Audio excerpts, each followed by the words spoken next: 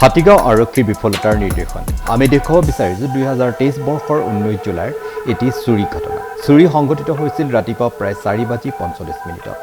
tech hub নামৰ mobile বিপণী জেহেৰুল আজিজ আহমেদৰ ঘটনাত বিৱৰণী মতে প্ৰায় 5-6 জন চোৰে বিপণীৰ ছাটাৰ ভাঙি ভিতৰলৈ এজন প্ৰৱেশ কৰে আৰু আন কেইজন বাহিৰত থাকে তেনে সময়তে আৰক্ষী পেট্ৰলিং গাড়ীখনো পাৰ হৈ যায় এই ঘটনা আপোনাৰ 19 তাৰিখ জুলাই মাহত হৈছিল ৰাতিপুৱা 4টা মানত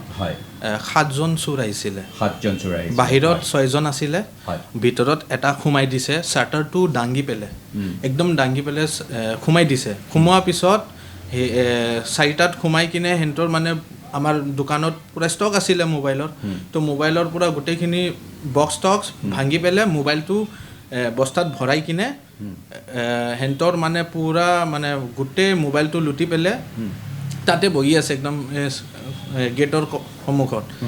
আৰু হেন্তৰ মানে ওলাওতে মোটামুটি আপোনাৰ 5টা বাজি গৈছে আচ্ছা একদম ৰাতিপুৱা হৈ আছে মৰ্নিং ৱাক কৰি আছে মানুহবিলাকে কোনো গম পোৱা নাই আৰু 5:10ত হেন্তৰ ওলাই গৈছে আৰু 6জন হেল্প কৰিছে তাক মানে শাটাৰটো ভাঙি দিছে যে তো একদম বঢ়িয়াকে হেন্তৰ চুৰ কৰিলে আৰু কোনো মানে খবৰে নাই তাৰপিছত মই আহিছোঁ 10:30 মই মেনেজাৰ দোকানত মই দোকান খুলিবলৈ আহি আছোঁ চাইছোঁ শাটাৰখন এনেকৈ ভাঙি আছে মই লগে আমাৰ অনাৰক ফোন কৰা হৈছে ফোন কৰি কিনে আমাৰ অনাৰটো আহিছে আহি কিনে চাইছে অহাৰ পিছত আমি চাইছোঁ গোটেই মানে অকল বাক্সা ভাঙা বাক্সা আৰু চাৰ্জাৰ কেইটা আছে মোবাইল গোটেইখিনি আমাৰ আছিলে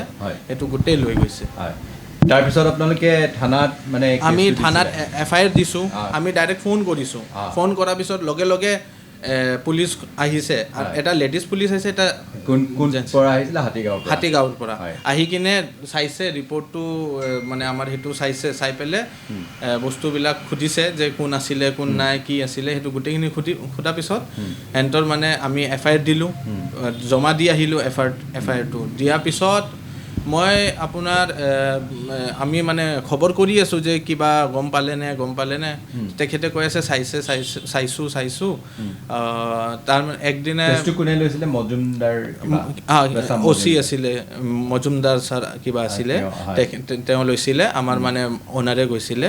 তেখেতৰ লগত কথা পাতিবৰ কাৰণে কিন্তু মই 6 দিন পিছত মোৰ এটা মোবাইলত এপ্লিকেশ্যনত আমি চেক কৰিব পাৰিম IMEI-টো যে এইটো এক্টিভেট ক'ত হৈছে তো আমি এক্টিভেশ্যনটো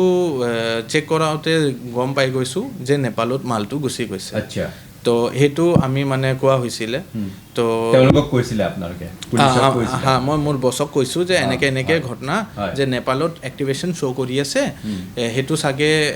নেপালত গৈছে নেকি মালটো তো আমাৰ বছে এবাৰ গৈছিলে কথা পতা হৈছিলে কিন্তু একো মানে তেনেকুৱা এতিয়ালৈকে আমি মানে বৰ্তমান আমি নতুনকৈ দোকানটো ষ্টাৰ্ট কৰিছোঁহে মোটামুটি আপোনাৰ ৰেন'ভেট কৰাৰ পিছত আপোনাৰ 1 মাহ হোৱা নাই আমাৰ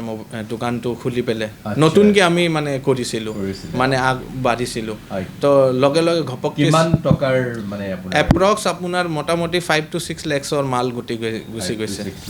আমি দেখুৱাবলৈ চেষ্টা কৰিম সমূহ CCTV ফুটেজ কোনো ধৰণৰ ইঞ্চুৰেঞ্চ নাছিল টেক হাব মোবাইল বিপণীখনৰ এজন যুৱকে চাকৰিৰ ওপৰত নিৰ্ভৰশীল নহয় আৰম্ভ কৰিছিল মোবাইল বিপণীখন প্ৰায় 6 লাখ টকাৰ মোবাইল আছিল টেক হাব মোবাইল বিপণীখনত আপোনালোকে নিশ্চয় দেখিলে চোৰে কেনেদৰে উপদ্ৰৱ কৰিলে টেক হাবত 19 জুলাই ৰাতিপুৱা প্ৰায় 10 বজাত মেনেজাৰ জাকিৰ হুছেইন আহি দেখা পায় দোকানখনৰ শাটাৰ ভঙা দেখা পায় চোৰে ভিতৰত লণ্ড ভণ্ড কৰি মোবাইলৰ খালী বাকচবোৰ পেলাই থৈ যায় ইয়াৰ পিছত জাকিৰে মালিকক ফোন কৰে আৰু মালিক আহি হাতীগাঁও আৰক্ষী থানাত ফোন কৰে আৰু আৰক্ষী আহে আৰু তেওঁলোকক সোধপোছ কৰি উভতি যায় আৰু FIR দিয়াৰ বাবে আৰক্ষী থানালৈ মাতে সেই মৰ্মে SI মজুমদাৰ ডাঙৰীয়াৰ হাতত FIR দাখিল কৰে যদিও আজি পৰ্যন্ত কিন্তু ইয়াৰ কোনো তদন্ত নহল মাজে মালিক পক্ষই আৰক্ষী চকীত ফোন কৰে যদিও মাত্ৰ কয় বিষয়টো চাই